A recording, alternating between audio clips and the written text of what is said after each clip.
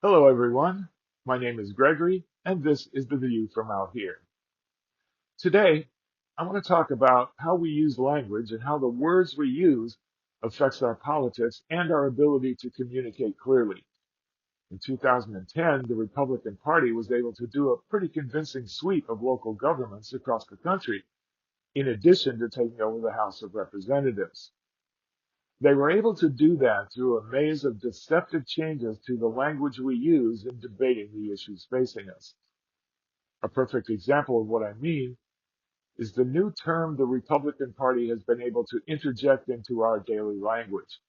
When you say words like rich people, the elite, the 1%, the wealthy, you are using words that accurately describe who you're referring to.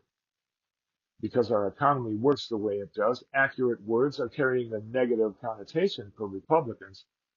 So if you, like the Republican Party, have an agenda that is unpopular, you have to figure out new words to use to soften or distract attention from that unpopularity. In our national discourse, we've all taken the bait. You will never hear a Republican say the words rich or wealthy. They will universally use job creators in its place. Job creators refers to rich people. It's not an accurate descriptor either. Rich people do not create jobs. Consumers do. Rich people only hire people when they absolutely must, and then only at the lowest rate possible. Wages and benefits for most companies, big or small, are their biggest expense. The interests of corporations are to accomplish the most with the fewest amount of people that have to be paid wages and benefits. They rather train the employees that they already have to work harder and smarter so that they don't have to pay additional people. The only time a company hires new employees is when the demand for their products or services outpaces their ability to provide them. Thus, no consumers, no jobs. When big corporations pay CEOs and industry leaders huge fortunes, whether they succeed or fail, that money has to come from consumers. The more money spent on CEOs, the less is available to hire workers. The less money workers have, the less they can spend. The less workers can spend, the less demand there is for the products and services those companies provide. Another thing Republicans do to manipulate your thoughts with language is to distract your attention from the people who are not paying their fair share of taxes and focus your attention on the person who owns the hardware store on the corner or the bar and restaurant. Uh, in my neighborhood, it's the China Hut restaurant, not quite a block from me. When it comes to taxes on businesses, Republicans will always, without exception, use language to try to get you to think of your neighborhood's hardware store or China Hut instead of the businesses they're actually talking about. It's a sleight of hand trick. You will never, ever hear a Republican talk about business taxes without using the term small business, as if those two words are actually one. Conversely, you will never hear them utter the word combination big business, which is what they're actually referring to. The idea behind that is to manipulate you into thinking about the hardware store or the China Hut restaurant in your neighborhood and not the Exxon Mobil's, Bain Capital's, Halliburton's, and Koch Industries whenever the subject of business taxes comes up. The truth is that the small businesses Republicans want you to think about will not be affected by Joe Biden's tax plan. The taxes proposed on businesses only refers to the profits the company makes, not the gross. Even then, we're only talking about the profits that exceed a set limit, not the total. You have to be at least a regional franchise to profit enough to be impacted in any way by an overwhelming margin. Businesses like the ones the Republicans want you to think about would never be affected. Their taxes wouldn't change. Which brings us to another language trick Republicans are using. You will never hear Republicans say the words global warming because global warming accurately describes what is actually taking place. They have changed the term to climate change based on a belief that it sounds much less like what it actually is. So they pay some experts who are available for purchase to say it's a hoax, to give it the veneer of even less credibility as a problem that we need to address. Yet another language trick used by Republicans is job killing, used as an adjective which is attached to anything that they don't fancy, like, for instance, anything suggested by a Democrat or anything that might involve the government spending money. Conservatives know that voters are generally concerned when unemployment rate is high, so they need some language to attach to anything that might involve you getting a job created by your tax dollars. So they simply attach the job killing tag on any bill that might get a vote in either house. Republicans have a vested interest in the failure of government in general, which would explain their resistance to the infrastructure bill that Joe Biden has just passed. They know we need it. They know it will be more expensive the longer we kick the can down the road. But if they support it, the government will have to spend money on it. That will stimulate growth in the economy and put more people back to work. And that would be disastrous to their core principle that big government is not the solution, it's the problem. It will also throw a wrench into the Republican viewpoint that Joe Biden is a failure as a president and that government can't do anything right. What puzzles me most about this is that Republicans, in their obsessive compulsion to destroy the Democratic Party, tend to forget that the government of the United States doesn't have a Department of Construction.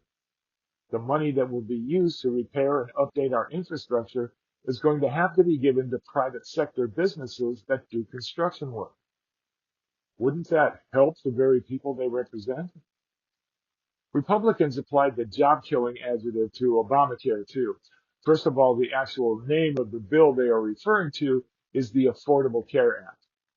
Republicans have successfully changed the words we use for it to Obamacare as a pejorative term, an insult.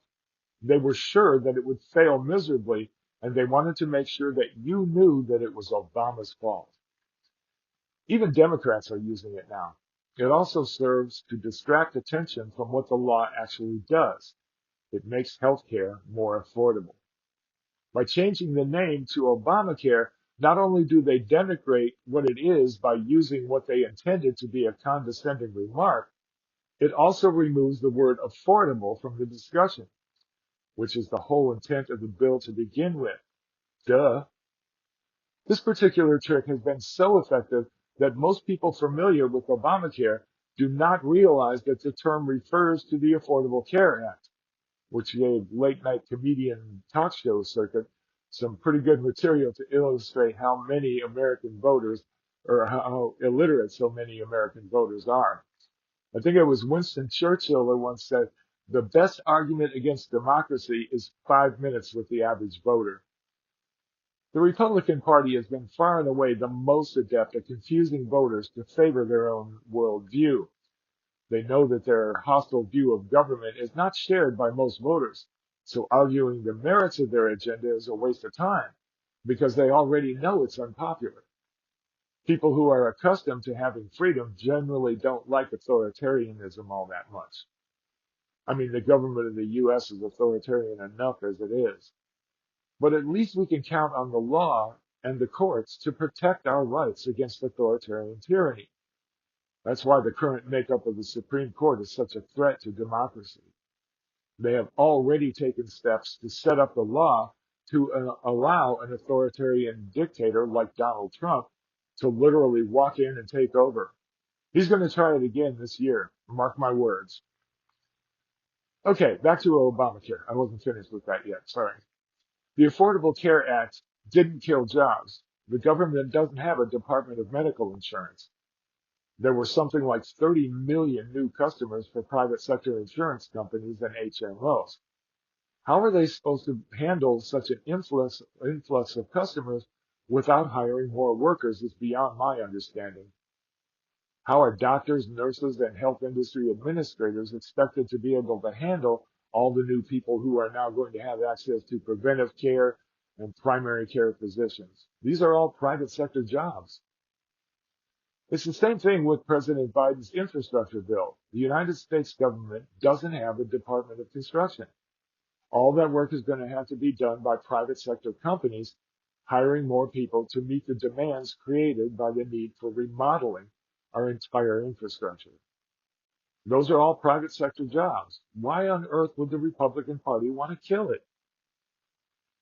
Republicans are all up in arms about the sanctity of the vote, despite scant little evidence that voter fraud accounts for an entire 1/100th of 1% of the total votes cast anywhere in the country.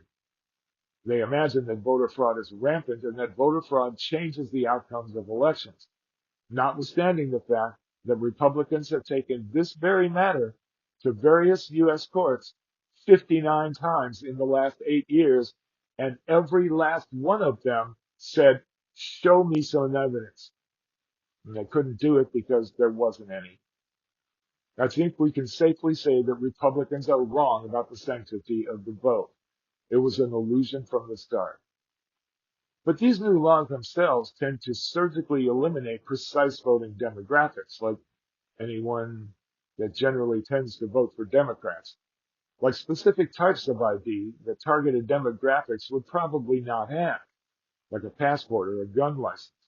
These voters are less likely to have the only types of ID that these new laws require, thereby limiting their participation in elections based on the desire to protect a sanctity of the vote that isn't even under attack. Where did all of these language changes come from? Well, I'm glad you asked, because I happen to know this one. His name is Frank Luntz, Luntz. You should look that up after we're done here, because he's a pretty important person that you probably should know about. And he's a Republican operative and author who specializes in linguistics. His main business is language consulting with political campaigns and the marketing of products and services. To give you an idea of what this guy is thinking, here's a few quotes. This is Frank Luntz. A compelling story, even if factually inaccurate, can be more emotionally compelling than a dry recitation of the truth. Let me run that by you again.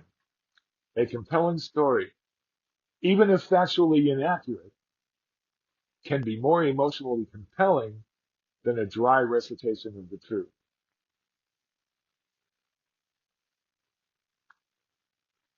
Here's another one. How I say it has as much of an impact on what people think as what I say. How I say it has as much of an impact on what people think as what I say. Here's another one. I have seen how effective language attached to policies that are mainstream and delivered by people who are passionate and effective can change the course of history. Basically, what he's saying with these three quotes is if you want people, if you want to manipulate people to think certain things, you just have to do so with emotional conviction, with confidence. Make it sound like everybody already agrees. And that's pretty much what the Republican Party does, particularly now, on a daily basis. Anyway, I'm pretty sure that you can tell that one of his clients is Fox News. With the able assistance of one Mr. Frank Luntz, the Republican Party has succeeded in changing the language of the national discourse to favor their own worldview, and we, you and I, have bought into the premise by using the language that they direct us to. The very concept of truth is under attack right now, and the attack is coming from inside the house. Well, that was a reference to a scary movie where the threat is coming from somebody inside the house. But when you think about folks like Jim Jordan and Mike Johnson and MAGA Marge and Jeff Hawley and Lauren Boebert and the biggest MAGA crazy of them all, Donald Trump, the threat really is coming from inside the House, the House of Representatives. See what I did there? Frank Luntz comes from the industry that brought you the Michelin tire commercial with the baby sitting in the center of a Michelin tire in a peaceful meadow under a big tree with the tagline, Michelin, because so much is riding on your tires. And the people who brought you Tuesday Mothers Choose Jif. I find both of those commercials offensive, and that the premise of both is to insinuate that you don't really love your children unless you buy these specific products. Every parent, at one time or another, has worried that the way they raise their children might be screwing them up and creating another patient for some psychologist down the road. You know you've had that thought at least once. Don't try to act all new. All right? Both commercials manipulate what you already feel at a gut level to motivate you to take the specific actions that the advertisers direct you to take. And now Frank Luntz is selling you authoritarianism. The way not to buy into these language changes is to practice care in the words that you use. If you want what you are referring to be accurate, use accurate terms, regardless of whether or not others do. Push back against the tide of these language changes.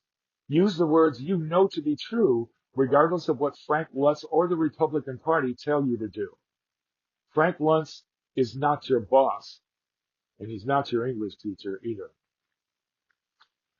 I want to thank you for hanging with me so far. And if you're finding anything of value here, please take a second to like and subscribe using the buttons below.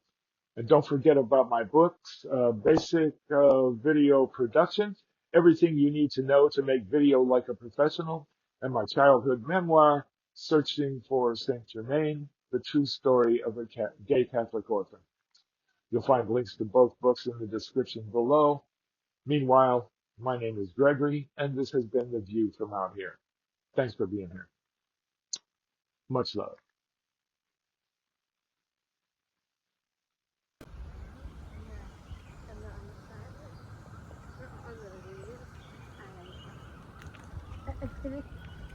From China. Well, it's almost summer.